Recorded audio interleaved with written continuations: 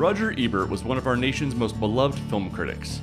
With his partner Gene Siskel, Roger took film criticism from the pages of newspapers and into our living rooms with the television show At the Movies. Throughout his life, Roger shared his love of film, not only by conveying what makes a good movie, but which films were his favorites.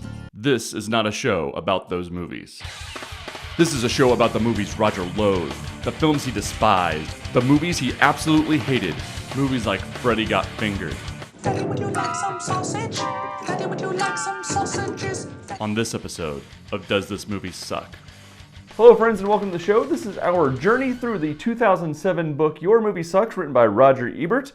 This week we're exploring the 2001 film Freddy Got Fingered, which was written by, stars, and is directed by Tom Green. Full disclosure, I was a big fan of the Tom Green show. In 2001, it seemed like Tom could do no wrong. His MTV show was a runaway success, and he even had a hit song for crying out loud. At the height of that popularity, Tom got to make this movie his directorial debut.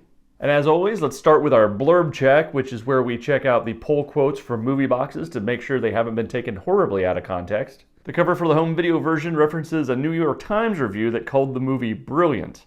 This review comes from A.O. Scott of the Times. He's a pretty well-respected film critic. His article is less a review of Freddy Got Fingered and more of a warning. Here's the part in question. The movie's comic heart consists of a series of indescribably loopy, elaborately conceived happenings that are at once rigorous and chaotic, idiotic and brilliant. So the quote's actually in context, but it does serve as a warning for anyone who might want to sit through this film. Like me. Sorry, Mr. Scott, let's dig into Freddy Got Fingered, a movie that's currently sitting at a whopping 11% on the Rotten Tomatoes tomato meter. Roger starts his review by pointing out that Freddy Got Fingered is the next logical step in gross-out comedies. In 2001, these kind of comedies were really gaining traction with movies like Tomcats, Monkey Bone, and Joe Dirt. Roger sums up Freddy Got Fingered thusly.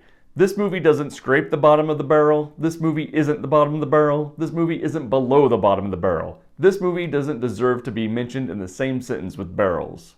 So I guess he didn't like it. Well, let's dig in. Freddy Got Fingered is the story of Gord, a 28-year-old dreamer with a habit of not living in anything close to the real world. We're bashed over the head with this fact in the first 10 minutes of the film. First with Gord's introduction. The beaver started yelling at another beaver. The beaver started yelling at the other beaver. He said, "You're stupid beaver. You're stupid." And then with dialogue like this.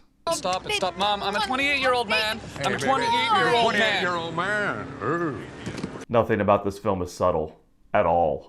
To help Gord achieve his goal of becoming a big-shot Hollywood animator, I'm gonna be a famous animator like Charles Schultz. It's gonna be fine. No, I'm gonna be like Charles Schultz. his family buys him a car, if only to get him to move out of his parents' house. After rubbing his new car in his younger and more mature brother's face, It says #1 son on the license plate. That's me. I'm the #1 son. What about me, Mom? We're #1 son too. But how come Gord gets a LeBaron and I don't? It's because they love me more than they love you. No, they don't. Oh yeah, I only see one LeBaron, Freddy. that's the Freddy in the title, by the way. Gord sets out to LA to become a star. So if you thought the movie was being a little bit too sweet, maybe the story of a young dreamer's rise to superstardom, this next scene happens less than 10 minutes into the film. Now, this scene is way too graphic for me to show you on YouTube or pretty much any place with good taste, so I'll just try to describe it to you. Gord is driving to LA and sees a horse stud farm at the side of the road. One of the ranchers is getting ready to collect from a male horse. I can't show you the entire scene, but I can show you my reaction to the scene. This is my actual reaction as I was watching the movie. Let's just say that Gord gets to know one of the male horses a little bit better. What are you doing to that horse? This is a stud farm, boy. I want to try the horsey. Hey, don't I climb want that to try fence. the horsey. You can't come over here. This is fun. Look at me, Daddy. I'm a farmer. This is fun. Look at me, Daddy. I'm a farmer. I'm a farmer, Daddy. But I grow up, I want to be a farmer. I'm a farmer. So at this point I know you have questions, so I'll try to answer them. Yes, it looked very real.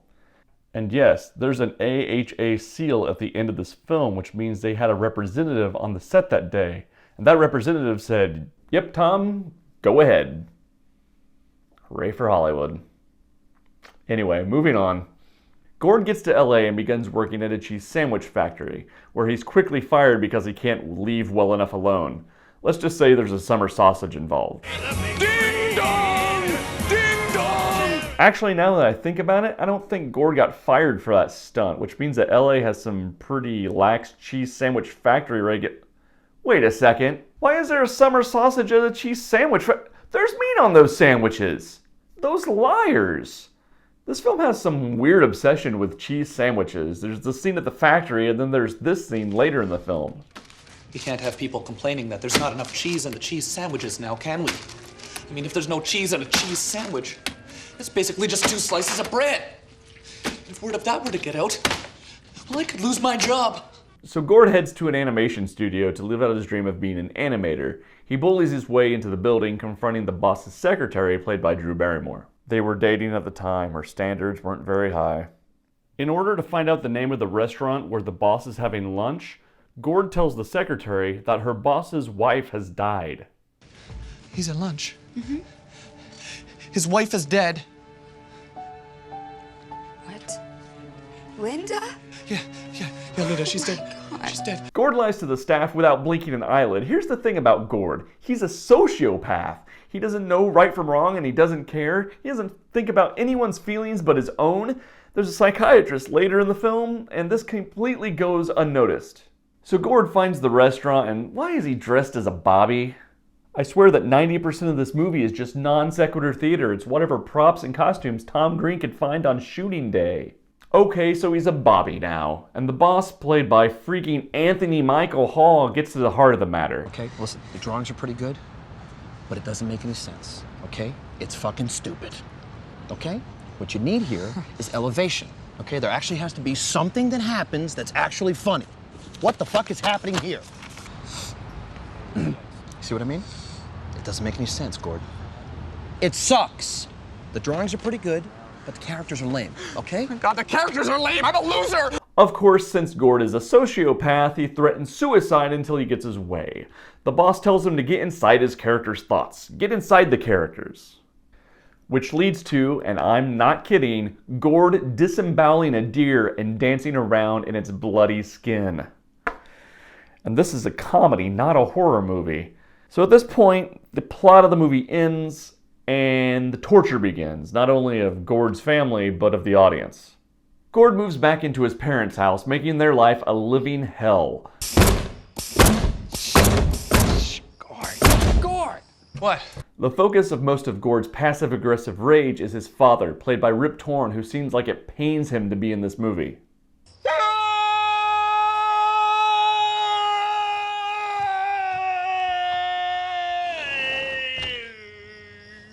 None of the actors outside of Tom Green seem to want to be there. Eddie K. Thomas, who plays Gord's brother Freddy, looks as if he's being held at gunpoint for most of the movie. Gord's torture of his family escalates until he accuses his father of molesting Freddy, hence the title of the film. Well, at least I don't touch Freddy. Hey, what? Excuse me? Yeah, he touches my little brother.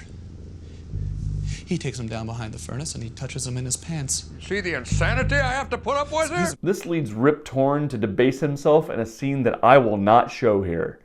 Let's just say that I felt bad for Rip Torn throughout about 90% of this movie. There's also a subplot where Gord gets a girlfriend, Betty, played by Marissa Coughlan. Hi, I'm Gord. Hi, I'm Betty. The big joke is that she's in a wheelchair for unknown reasons and loves to get whipped in her legs. The movie could explore why she's in a wheelchair, but if you want character depth, look elsewhere. In a weird way, I think Tom's show was funny because he was torturing his actual parents. It was more like a teenager looking for attention. Sure, he was being immature, but the real nature of his parents' responses is what made the show funny. Here, in this movie, who reacts this way? There's nothing real about these characters. Get off the fucking bar, asshole!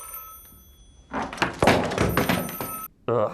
Anyway, Gord finally gets motivated and goes back to LA to pitch his new animated show to the production company, which buys the show for $1 million. Gord then uses this money to torture his father because, well, he's a sociopath. End of film. But the question remains, does Freddy Got Fingered suck? I know what you're thinking right now. The answer is probably an emphatic yes, but I think Roger hits on something in his review. He writes, "The day may come when Freddy Got Fingered is seen as a milestone of neo-surrealism. The day may never come when it's seen as funny." And to a certain extent, Roger was right. The film has had a bit of a resurgence in recent years, with the AV Club even announcing it as a secret success. There are moments when the movie feels very meta, as if the story itself is the story of the film being made. Let's take the boss's complaints, for instance. It doesn't make any sense, Gord. It sucks. The drawings are pretty good, but the characters are lame, okay? After everything that happens at home, the show that Gord sells is a show that is clearly based on his family. Even at the end of the film, there's a sign asking if the movie's over yet. I'll even defend that horse scene to a certain extent. While Tom is doing what he's doing, he's saying, "Hey Dad, look at me, I'm a farmer." He's pointing out some of the absurd things that ranchers have to do for their jobs, and that's kind of funny. I really think that Tom Green was looking to do some sort of self-referential film. By no means do I think he was successful. Freddy Got Fingered is unfunny to the point of madness, but I do think he was trying something. In this respect, I feel that Roger's 0-star review is a bit harsh. The movie had ambitions, it just failed to come anywhere close to achieving them. If that's an observation that came with the movie aging, I can't say. I will say that it's amazing this movie got made at all. I mean, Tom Green had to write a script, submit it, and it had to get greenlit. They hired actors that showed up to set even after they read a scene with Tom Green molesting a horse. And then union guys had to rig up this contraption, and then they filmed this scene. Oh, look, honey, our boy's a genius. He's rigged a pulley system so he can eat sausage and work on his stupid drawings. I'm being creative? Now, if you'll excuse me, I still have some work to do. Daddy, would you like some sausage? Daddy, would you like some sausages? And after a few takes, someone yelled cut and asked if they could check the gate. The DP said the gate was good and didn't once say, "What does it matter if the gate's good? This is the dumbest thing that I've ever shot." Ugh. So does it suck? I guess it depends on how you look at it. Is it awful? Absolutely. But only because it failed to achieve any of its goals. But with that, we move to the Netflix effect, where I give the film a 5-star rating on Netflix to see what their algorithm tells me I might like. Oh, Big Mama's House. That's interesting. It's not in Roger's book, but it might make for a good special episode.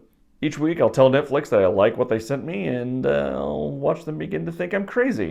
And with that, I'll cross Freddy Got Fingered off the list. And I'll see you next time when we ask the question, does this movie suck? Thanks for watching.